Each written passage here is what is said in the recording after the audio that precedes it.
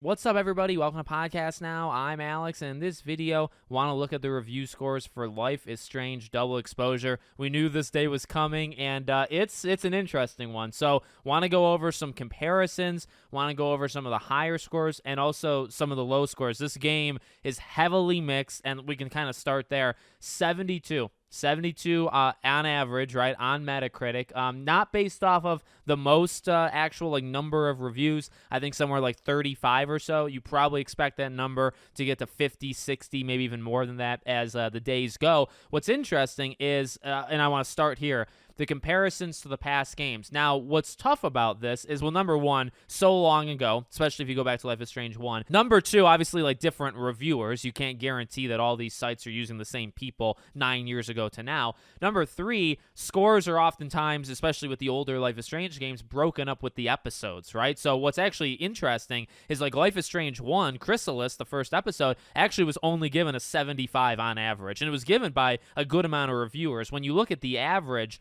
of Life is Strange 1, 2, and even True Colors, and Before the Storm, I guess, there are actually not a lot of people that reviewed it. So you go back to Life is Strange 1, I think it's based off 21, 22 sites. Now it's an 85. That's the highest the series has ever gotten. Right Before the Storm is in the high 70s. Same with Life is Strange 2. True Colors, I believe, got an 81. So Life is Strange 1 was actually number one with score, and then True Colors was actually number two before you got to Before the Storm and Life is Strange 2. This is actually the worst one if you look at just the numbers, but again, the amount of reviews is off. So if you have the same amount of people reviewing Life is Strange 2, Life is Strange Before the Storm, whatever, those might have been lower. You wouldn't fully know, okay? So that's one thing I just want to throw out there. If you're literally just going by the average score, which you probably shouldn't, to be honest with you, you probably shouldn't do that, but if you were to, this is the worst Life is Strange game. Okay, now you look at how it's broken down. Well, what's interesting about this game is there's actually an okay amount of nines. I think there's about 6 or 7 nines. There's actually a 9.5. There's no 10s, but a good amount of 9s and a good amount of 8s. I'd say those kind of take over most of them. However, you got about 5 7s, and then you got about 4 or 5 6s. You have 2 5s, and you have 3 4 out of 10s, and they're not from nobodies. Dexerto, Tech Radar Gaming, and Metro Game Central. Now, Dexerto is probably the biggest of those three, but you go and look at some of these reviews for just pick your random game, right? You're bound to see maybe 5, 10, 15 sites that you've never heard of in your entire life, right? They're so small, and that's okay. I mean, they can be a part of the conversation, but these are bigger ones that you've heard of. And actually, this number 5 from Checkpoint Gaming, I want to read this one because it's going to get countered by a very high score, and I just actually find it interesting that they're such polar opposites. So here's the summary of Checkpoint Gaming's 5 out of 10. Life is Strange Double Exposure is a huge fumble for an otherwise fantastic series. What began with a promising opener only really leads to a big pile of disappointment and heartbreak. It's filled with visual and audio bugs and a mystery that turns baffling and misdirecting in abominable ways, while also being downright disrespectful to its lore, canon, and cast. You'll love to hear it. It's a painful thing to watch my favorite franchise destroyed in front of your very eyes. Worst of all, the game teases that follow-up ventures are only going to follow suit even more. Not even the adorable Max Caulfield and her ventures could save me from having a good time in a snowy, miserable Midwest. Like many media you can point to today, just because you can bring something back doesn't mean you should. Like our superpowered best friend in her endless search across timelines, I'm left wondering where the hell it all went wrong. That is damning. That's something you don't want people to read. However, on the other side of things, I mean, Press Start Australia, Deck 9 delivered their best Life is Strange game to date with Life is Strange Double Exposure. And then you have this 88, and again, you want to know the opposite of what I just read? Well, here you go. The Games Machine.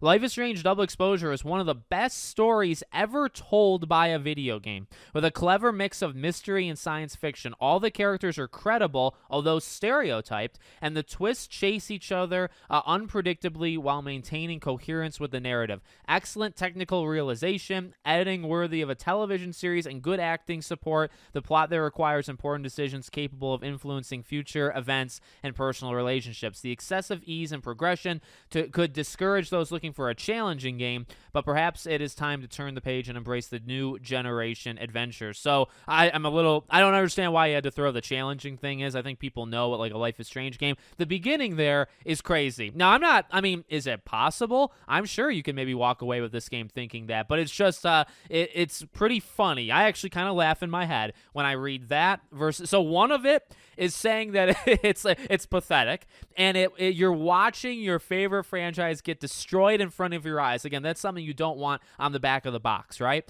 So that's that one. And then this one is saying it's one of the best stories, period, in a video game. That is, I don't know how you actually have such a difference, but okay, enough comparing those two. The only other things I really want to talk about, I kind of want to, there's a couple similarities no matter what, and actually, I don't know if that's true. There is one similarity no matter what. It's Max Caulfield. And that's what you see in all of these reviews. That's what you see on Twitter. If you go on Twitter, what it seems like is everybody still loves Max and still loves Hannah Telle. So that video I made yesterday talking kind of directly to Hannah Telle, I hope she continues to see this, right? Because while the game very much seems to depend on literally who you are, because some people think it's a 9, some people think it's a 4. I think one thing you can kind of all agree with is you don't know if you needed to see Max Caulfield back, but she is back, and it's good to see her back. Does that make sense, right? We don't know if she needed to come back, but she is back regardless, and it's great to see an old friend, and it's great for Hannah to be back in that role.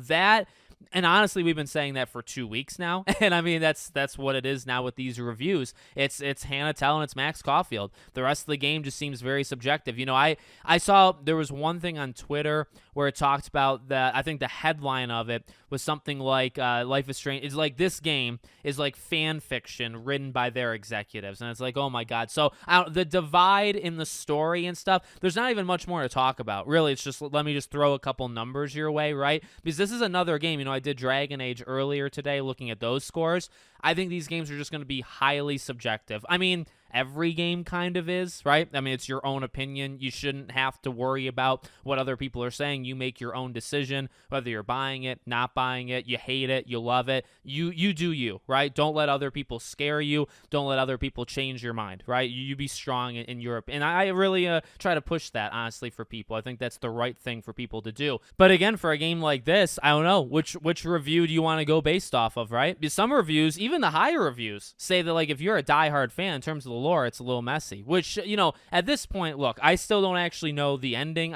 I read a bunch of things now where it teases the sequel. That's great to know, I guess, ahead of time, but I still don't know the big twists, like the big things that happen in this game.